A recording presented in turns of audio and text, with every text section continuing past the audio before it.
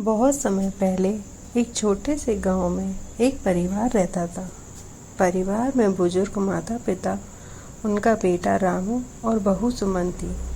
सुमन एक बहुत ही प्यारी और मेहनती बहू थी जो दिन रात अपने परिवार की सेवा करती थी।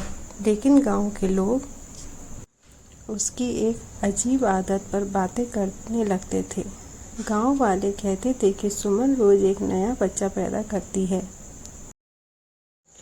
यह बात गांव में फैल गई और लोगों ने इसे लेकर तरह तरह की कहानियां बनानी शुरू कर दी। हर कोई सुमन को इस अद्भुत सुपर पावर को लेकर बातें करने लगा। एक दिन गांव के प्रधान ने सोचा कि इस बारे में सच्चाई जानना चाहिए। प्रधान ने सुमन से मिलकर पूछा, सुमन, ये बात सच है कि तुम रोज रोज बच्चे पैदा करती हो? सुमन मुस्कुराई और कहा, प्रधान जी, यह बात सिर्फ एक गलतफहमी है। मेरे बच्चों की संख्या सामान्य है।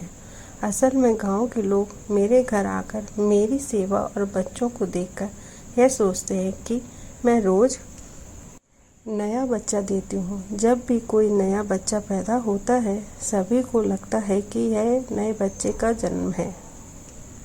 प्रधान ने समझाया कि सुमन के प्रति लोगों की गलतफहमी को दूर करना आवश्यक है। उन्होंने गांव वालों को बताया कि सुमन की कहानी केवल एक भ्रांति है और किसी को भी बिना सच्चाई जाने किसी पर आरोप नहीं लगाना चाहिए। इस प्रकार गांव में सच्चाई सामने आने के बाद सबको सुमन के प्रति सही जानकारी मिली।